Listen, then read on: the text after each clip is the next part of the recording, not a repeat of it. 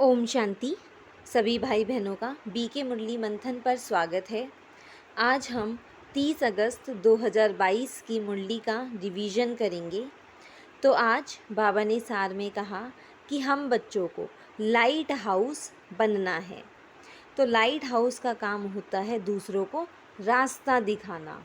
तो बाबा ने कहा हम बच्चों को भी लाइट हाउस बन सभी को मुक्ति धाम और जीवन मुक्ति धाम का रास्ता बताना है, यानी कि शांति धाम का और सुख धाम का रास्ता बताना है। आगे बाबा ने प्रश्न किया कि अविनाशी पद का खाता जमा होता रहे, उसकी विधि क्या है। तो बाबा ने कहा अविनाशी पद जो हमें सतयुग में मिलता है उसका खाता जमा होता रहे और हमारे विकर्म विनाश होते रहें, उसके लिए हमें स्वदर्शन चक्र फिराना है। यही उसकी विधि है। स्वदर्शन चक्र माना कि हमें याद रहे कि हम क्या थे, क्या हैं और फिर क्या बन रहे हैं। कि हम देवता थे, अब ब्राह्मण बने हैं और फिर ब्राह्मण सो देवता बन रहे हैं। तो बाबा ने कहा स्वदर्शन चक्र फिराना ही एक आँख में शांति धाम रखना और दूसरी आँख में सुख धाम रखना। आज का गीत है जाग सजनिया जाग नवयुग आया की आया। तो आज बाबा ने मुरली में कहा कि उन गीत बनाने वालों ने तो ऐसे ही ये गीत बना दिया है, लेकिन इसका असली मतलब अब आकर शिव बाबा समझाते हैं कि मैं सभी आत्माओं को कहता हूँ कि सजनियों अब जागो, अब वापस घर चलने का समय है, क्योंकि अब नवयुग यानी कि सतयुग आने वाला है। तो हमें शांति धाम जाकर फिर वापस सुख धाम आना है। तो बाबा ने कहा कि ऐसी पवित्र दुनिया में जाने के लिए पवित्र ज़रूर रहना है, स्वदर्शन चक्र फिराना है और औरों को भी सुख धाम शांति धाम का रास्ता बताना है। आगे बाबा ने कहा यह रूहानी गवर्नमेंट है, यहाँ नॉन वायलेंस शिव शक्ति सेना है। बाबा ने कहा एक होती है जिस्मानी गवर्नमेंट, लेकिन ये है रूहानी गवर्नमेंट, शिव बाबा की स्थापन की हुई शिव शक्ति सेना। बाबा ने कहा वो जिस्मानी सेना तो बाहुबल से जीतती है, लेकिन बाबा ने कहा हम रूहानी गवर्नमेंट की नॉन वायलेंस शक्ति सेना है, यानी कि बिना किसी हिंसा के हम पूरे विश्व की बादशाही लेते हैं। तो बाबा ने कहा कि इस दुख धाम में रहते हुए तुम्हें सभी को शांति धाम और सुख धाम का रास्ता बताने की मेहनत करनी है। इसमें भी बाबा ने कहा कि मंदिरों में जाकर देवताओं के भक्तों को, शिव के भक्तों को ज्ञान दो। बाबा ने कहा वो ज़रूर समझेंगे।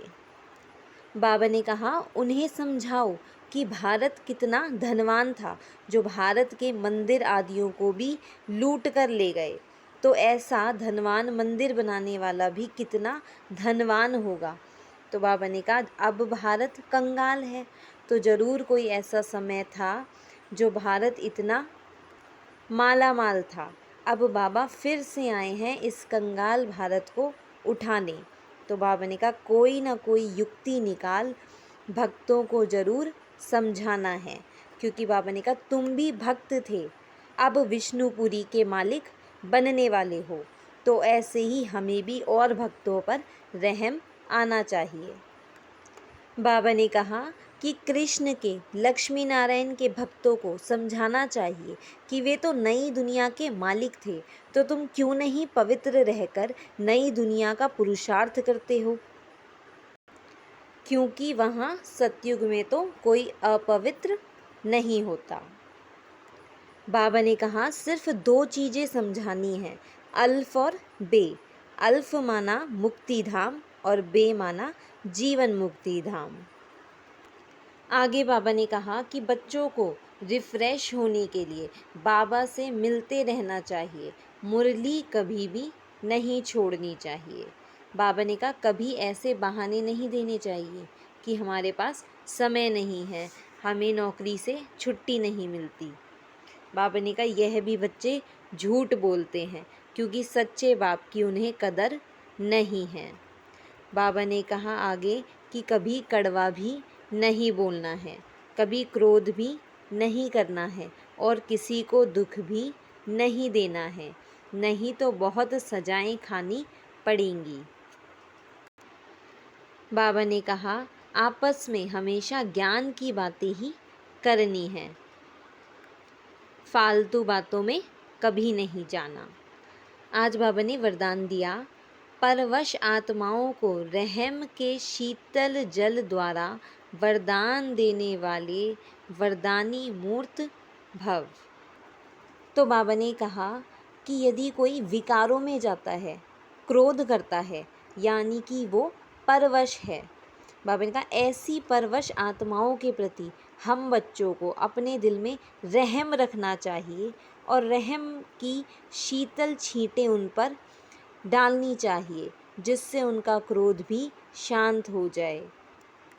बाबा ने कहा यदि हमने भी उनके प्रति क्रोध की भावना रखी तो हम शीतल जल की जगह उन्हें तेल के छींटे डालते हैं, और क्रोध की अग्नि में जलती हुई आत्मा को तेल के छींटे डालेंगे तो वो और भी ज़्यादा भड़क जाएगी।